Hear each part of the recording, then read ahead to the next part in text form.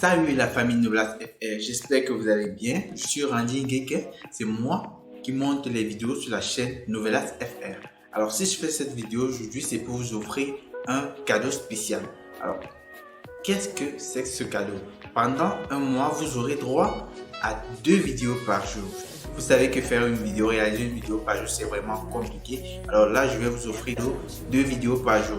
Alors, pour bénéficier de ces 2 vidéos par jour, qu'est-ce que vous devez faire? Il vous suffira juste d'aller dans la description de la vidéo et de cliquer sur le lien de la chaîne La Vie du Christ et allez vous abonner. Nous avons besoin de 1000 abonnés sur cette chaîne.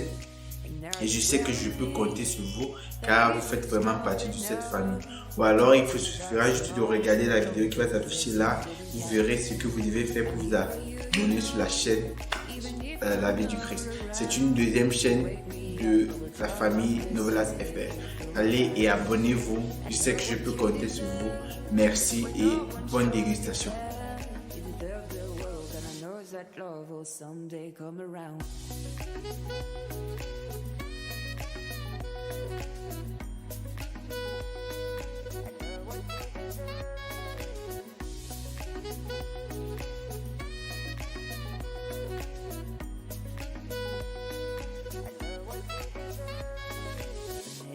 Feel sad, remember it's alright.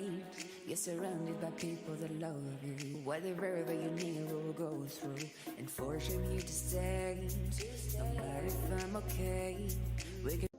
Après la nouvelle de la naissance de l'enfant de Bernardo, l'homme n'est vraiment pas d'accord. Il emmène Sol dans une pièce et lui dit clairement qu'il ne veut pas de ce bébé. La jeune femme a l'air triste. Il ajoute qu'elle n'aurait pas dû déclarer devant tout le monde qu'elle était enceinte. Sol ne se laisse pas faire, elle s'insurge contre lui et lui annonce qu'elle va garder le bébé, qu'il le veuille ou non. De l'autre côté, Angela est dévastée après avoir discuté avec Juan Marcos. Pablo, qui venait la prévenir que le dîner était prêt, la trouve en larmes.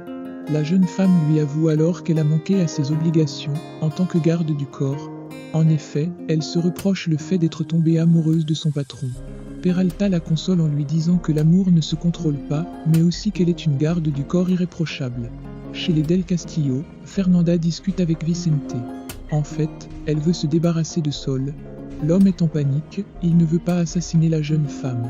Fernanda lui dit alors qu'elle ne va pas la tuer, car il risquerait de ne pas avoir de chance, comme ça a été le cas avec Isabelle. La Madrid lui avoue alors qu'il y a déjà trop de morts, et que tôt ou tard, ils vont être suspectés. À un moment, voilà Ophélia qui arrive, avec du thé, pour consoler la criminelle. Elle lui dit que malgré tout, un bébé serait une bonne chose pour la famille. Et là, Fernanda entre dans une colère noire, et balance le plateau que tenait Ophélia. Elle lui dit par ailleurs, qu'un enfant dans cette maison, lui rappellerait celui qu'elle a perdu.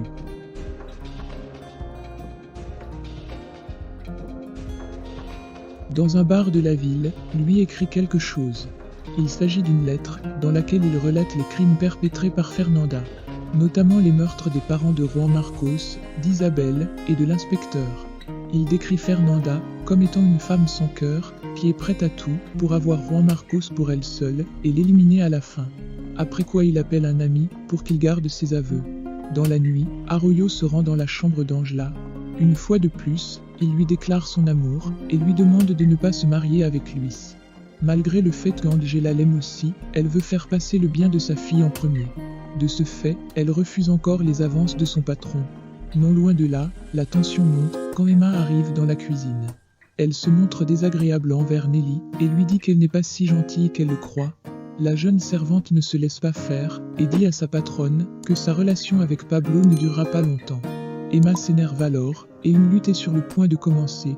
Après les avoir séparés, Pablo rassure sa petite amie en lui disant qu'il l'aime comme elle est. Angela est de nouveau retournée par la conversation qu'elle vient d'avoir avec Juan Marcos. Elle montre des signes de regret et il est clair qu'elle est malheureuse. C'est alors qu'elle prend la robe de mariée que lui a offert et la déchire violemment. Quelques instants seulement après avoir fait cela, elle est sous le choc de constater que la robe est complètement foutue.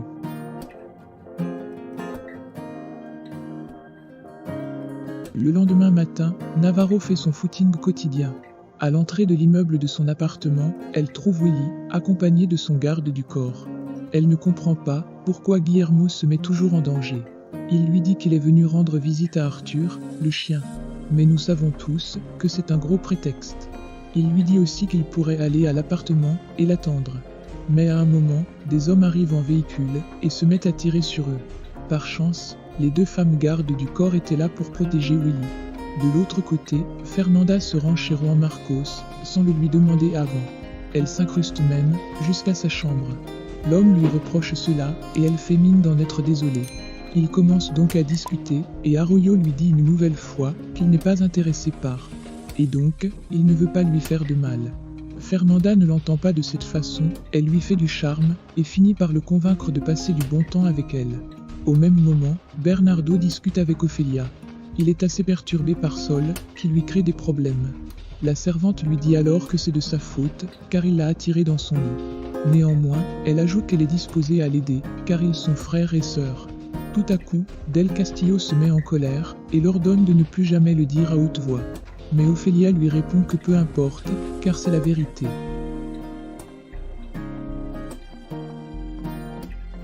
Plus tard, Angela est de retour à la maison, avec Junzi. Elle frappe à la porte de la chambre de Juan, mais personne ne répond. Quand elles sont sur le point de partir, le voilà qui ouvre la porte et vient parler avec sa fille. Quelques instants après, Angela aperçoit Fernanda sortir de la chambre. Elle est mal à l'aise. La garde déclare à son patron qu'il s'est enfin décidé à donner sa chance à Fernanda. Samantha est au domicile de ses parents, c'est là où la réception se tiendra. Elle discute avec sa mère, qui est toujours accro à Bernardo. Navarro lui dit qu'elle devrait couper les ponts avec cet homme, car il n'est pas bien pour elle. Malheureusement, Perla ne veut pas. C'est alors que sa fille lui annonce que son cher amant va avoir un bébé. Perla est sous le choc. La nuit est tombée et la soirée commence. Tout est parfait et Dario est content du travail que sa fille a fait. Il vante ses mérites à Bernardo, qui vient d'arriver. Peu après, il reçoit un appel. Il s'agit d'Ophélia, qui lui reproche le fait de l'avoir délaissé. L'homme lui dit qu'il est occupé actuellement, ils ne peuvent pas discuter. La servante se fâche alors et lui dit que Perla, sa femme, a une liaison avec Bernardo. Le vieux n'en revient pas, il est bouleversé.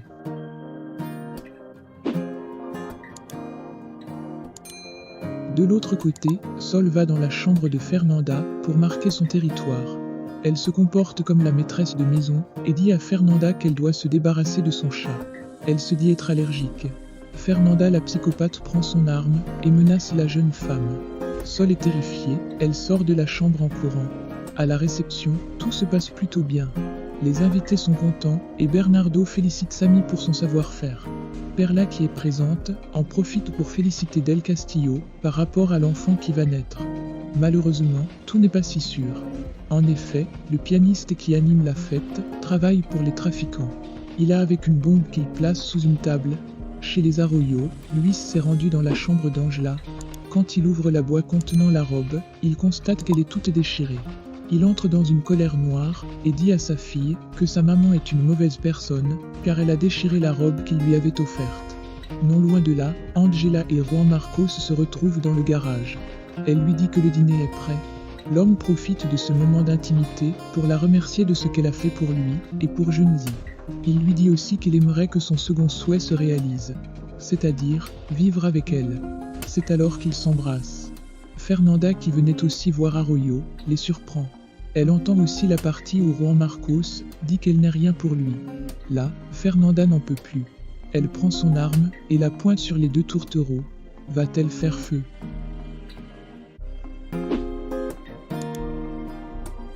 Pour soutenir le travail que nous faisons, nous encourager à nous améliorer et par la même occasion nous récompenser, je t'invite à rejoindre la chaîne via le bouton rejoindre qui est à côté du bouton abonner. Nous comptons sur votre générosité. Merci.